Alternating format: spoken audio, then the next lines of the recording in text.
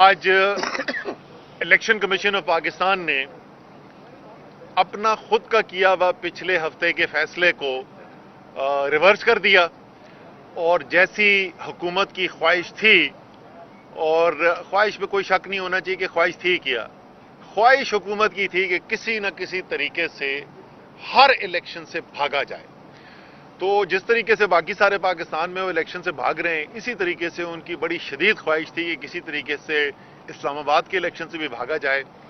اور آج election commission of Pakistan کی حد تک کم سے کم وہ خواہش پوری ہو گئی، اور وہی الیکشن کمیشن جو ایک ہفتے پہلے فیصلہ کر چکا تھا کہ یہ الیکشن مؤخر نہیں ہونے ہیں، کیونکہ جو فیصلہ جو حکومت کرنے کی کوشش کر رہی ہے وہ ہائی کورٹ کے فیصلے کی خلاف ورزی ہے۔ اس الیکشن کمیشن نے ایک دفعہ پھر پی ڈی ایم کی حکومت کی معاونت کی اور اپنا ہی فیصلہ تبدیل کر کے اپنے خلاف انہوں نے اپنے فیصلے کے خلاف ججمنٹ دے کے الیکشن مؤخر کر دیا، اور وہ بھی شارٹ آرڈر میں صرف سمپلی یہ ہے کہ جی پوسٹ پون ہو گیا، وہ کب تک ہو گیا یہ نہیں پتا، لیکن اس میں خواہش کیا ہے پی ڈی ایم کی حکومت کی، وہ وزیر داخلہ جناب رانا ثناء اللہ صاحب نے کھل کے بیان کر دی ہے۔ رانا ثناء اللہ نے کہا ہے کہ جی کہ ان کی رائے میں تو یہ الیکشن اس سال ہونا ہی نہیں چاہیے، یعنی 2023 میں بھی نہیں ہونا چاہیے، یہ جو سال شروع ہو رہا ہے اس میں بھی نہیں ہونا چاہیے، کیونکہ یہ جنرل الیکشن کا سال ہے، تو اس لیے جنرل الیکشن کے سال میں تو یہ الیکشن ہونا ہی نہیں چاہیے، اب یہ جنرل الیکشن کے بعد میں ہونا چاہیے۔ یعنی یہ انہوں نے بیان دے کے، کیونکہ یہ جو تبدیلی کی گئی ہے وہ انہی کی منسٹری کی طرف سے یہ نوٹیفیکیشن آئی تھی، اور تبدیلیاں جو کی گئی ہیں وہ انٹیریئر منسٹری نے کی ہیں، اور انٹیریئر کے وہ منسٹر ہیں، تو یہ تو انہوں نے واضح کر دیا کہ جو بہانہ بنایا گیا ہے وہاں پہ تبدیلیوں کا، اس بہانے کا اس حقیقت سے کوئی تعلق نہیں ہے کہ وہ ایکچولی تبدیلی کرنا کیوں چاہتے ہیں قانون میں، اور تبدیلی کا اس کو قانون میں تبدیل کر رہے ہیں، اور میں بھی آپ کو تفصیل سے بتاؤں گا کہ وہ تبدیلی کر کیا رہے ہیں اور کیوں یہ مذاق خیز بات ہے جو یہ کام کر رہے ہیں۔ لیکن ہم پہلے ہی ہائی کورٹ نے جو پچھلے ہفتے فیصلہ کیا تھا سنگل بینچ کے فیصلے کے خلاف انٹرا کورٹ اپیل میں چلے گئے تھے، جس میں ریفر کیا گیا تھا واپس الیکشن کمیشن کو، کیونکہ ہمیں پتا تھا کہ الیکشن کمیشن نے کرنا کیا ہے۔ الیکشن کمیشن کے فیصلے کا انتظار کیے بغیر ہم نے انٹرا کورٹ اپیل فائل کر دی تھی، آج ڈبل بینچ میں اس کی ہیئرنگ بھی ہوئی ہے اور کل وہ جاری رہے گی، اور ہم یہ پوری طریقے سے اپنی عدالتی جو قانونی ہمارے پاس اختیار ہے اس کو ہم استعمال کرتے ہوئے اسلام آباد کے عوام کے اس حق کو کہ وہ فیصلہ کریں کہ وہ مقامی حکومت کے نمائندے ان کے کون ہونے چاہیے، اور آئین کی روح کے مطابق ایک انتظامی سیاسی مالی طور پر ایک با اختیار اسلام آباد کا مقامی حکومت کا منتخب نظام آئے۔ ہم اس حق کے لیے اپنی جدوجہد جاری رکھیں گے، اور امید ہے کہ یہ ریلیف جو ہے اسلام آباد کے عوام کو، ہمیں نہیں اسلام آباد کے عوام کو یہ ریلیف جو ہے وہ ہائی کورٹ کے ڈبل بینچ سے مل جائے گی۔ اب ذرا سا میں بتا دوں تاکہ جو گھر بیٹھے ہوئے ہیں وہ ان کو ذرا پتہ تو ہونا چاہیے کہ اس وقت پاکستان کی جمہوریت کے حالات کیا ہیں۔ میں نے اس دن بھی ٹویٹ کر کے پوچھا تھا کہ کوئی بچہ تو نہیں ہے کہ جو ابھی بھی سمجھتا ہو کہ پاکستان کے اندر جمہوریت ہے، تو یہ جمہور کی ذرا حالت دیکھیں کہ انہوں نے کس طریقے سے آئین کا قانون کا مذاق اڑایا ہوا ہے، اور کس طریقے سے یہ چاہتے ہیں جمہوریت جو ہے وہ جمہور کے بغیر ہو، یعنی پاکستان کے عوام کے پاس نہ ان کو جانا پڑے۔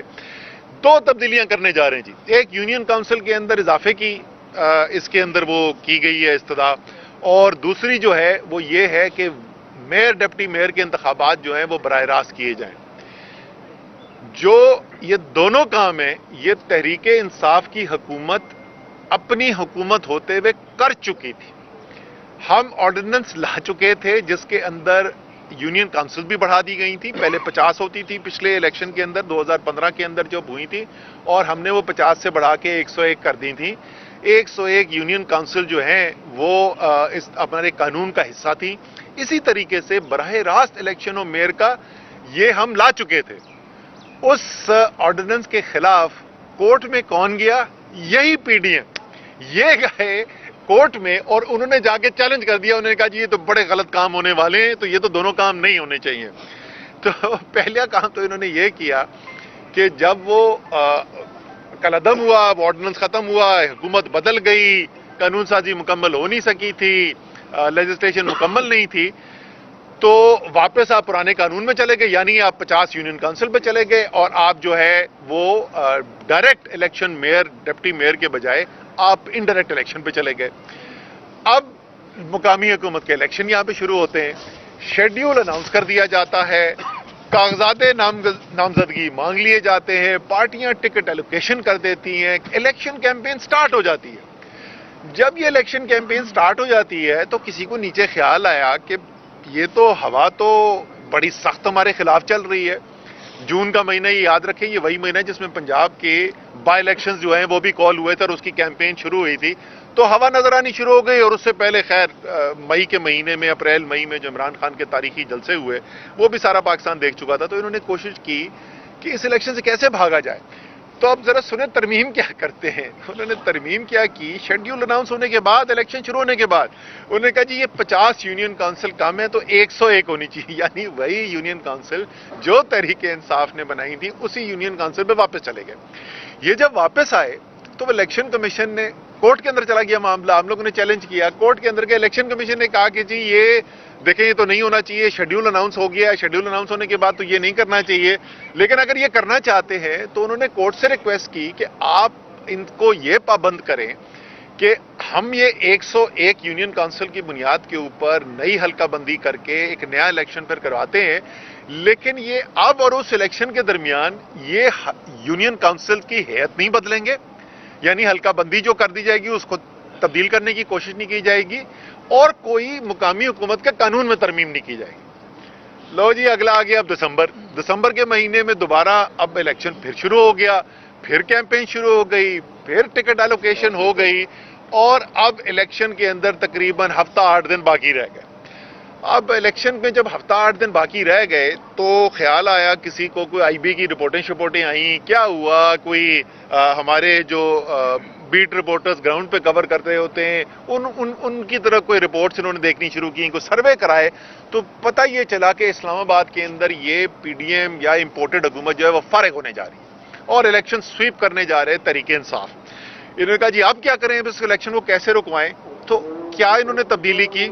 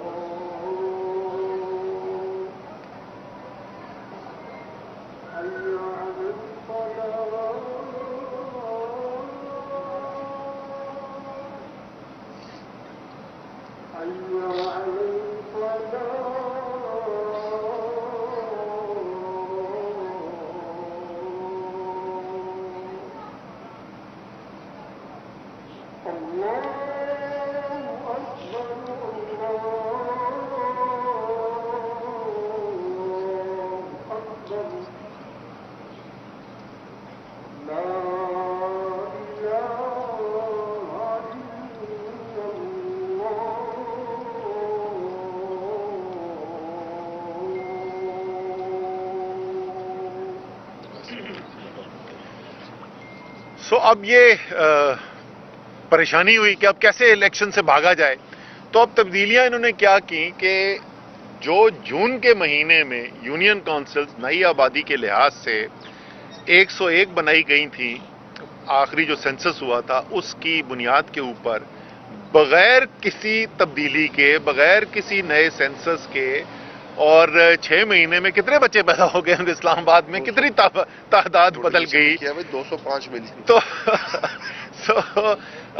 انہوں نے کہا جی اب 125 یونین کونسل کی ضرورت پڑ گئی ہے، اور اب ان کو خیال آیا ہے کہ نہیں، میئر کا الیکشن تو ڈائریکٹ ہونا چاہیے، وہی قانون جس کے خلاف گئے تھے اسی کو اب وہ کہتے ہیں لے کے آنا چاہیے. اور یہ مجھ سے ابھی سے آپ لکھ کے لے لیں کہ جو دوبارہ الیکشن سے پہلے جائیں گے نا تو انہوں نے دوبارہ اس کو بدلنا ہے، کیونکہ ان کو اور زیادہ مار پڑے گی ڈائریکٹ الیکشن کے اندر میئر کی، تو انہوں نے اس سے پھر دوبارہ بھاگنا ہے. یہ صورتحال ہے. کسی بھی طریقے سے پاکستان میں جمہوری عمل کو آگے چلنے نہیں دینا، یہ ان کا متفقہ فیصلہ ہے. لیکن یہ بات، یہ کبھی کبھی ہوتا ہے، شاذ و نادر ہوتا ہے، لیکن ایک بات کے اوپر تو میرا رانا ثناء اللہ سے مکمل طور پہ اتفاق ہے. 2023 الیکشن کا سال ہے، جنرل الیکشن اس سال کے اندر ہونے والے ہیں. بحث صرف یہ ہو سکتی ہے کہ کس مہینے میں ہونا ہے، یہ اپریل کے مہینے میں ہوگا یا یہ اکتوبر کے مہینے میں ہوگا، اتنی سی بحث رہ گئی ہے.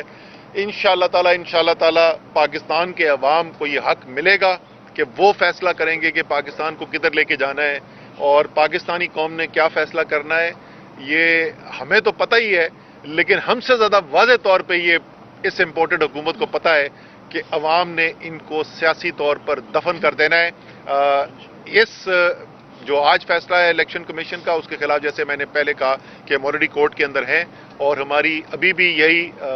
امید ہے کہ کل جو ہے وہ کورٹ کے اندر سے ایک فیصلہ آئے گا جو قانون کے مطابق ظاہر ہوگا، اور الیکشن کی طرف ہم جائیں گے. تو تمام ہمارے لوگ جو اس وقت فیلڈ کے اندر کام کر رہے ہیں، تحریک انصاف کے لوگ جو مقامی حکومت کے الیکشن کے لیے کام کر رہے ہیں، ان سب کو ہدایات یہ ہیں کہ انہوں نے کام روکنا نہیں ہے اور اپنا کام جاری رکھنا ہے.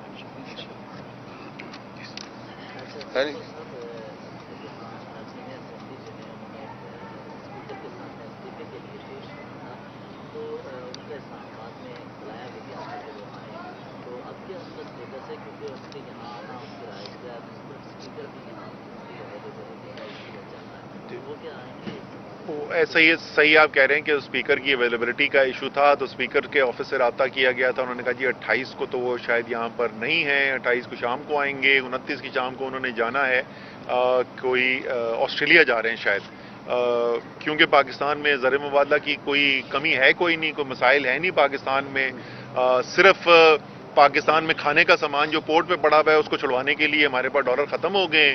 دوائیوں کے خام مال کے لیے ایل سی کھولنے کے لیے ڈالر ختم ہو گئے. لیکن امپورٹڈ حکومت کے سیر سپاٹوں کے لیے کیونکہ ہمارے پاس ڈالر الحمدللہ بھی بہت ہیں، تو وہ جا رہے ہیں اس وقت آسٹریلیا. تو بیچ میں وہ کہہ رہے ہیں جی چند گھنٹوں کے لیے ہوں گے. ہمارے جو ڈپٹی پارلیمنٹری لیڈر ہیں شاہ محمود قریشی صاحب اور چیف وپ عامر ڈوگر،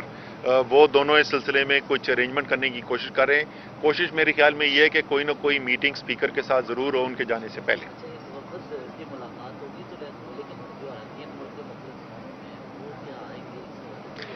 نہیں، وہ کیونکہ ٹائم اسپیکر صاحب ابھی دینے کو تیار نہیں ہے، تو اس لیے ابھی جو ہے وفد کی ملاقات ہوگی، اور اس کے اندر یہی طے کرنا ہے کہ آپ پھر متفقہ کو تاریخ طے کر دیں کہ کس دن جو ہے وہ پورے تمام ممبرز کو لے کے آیا جائے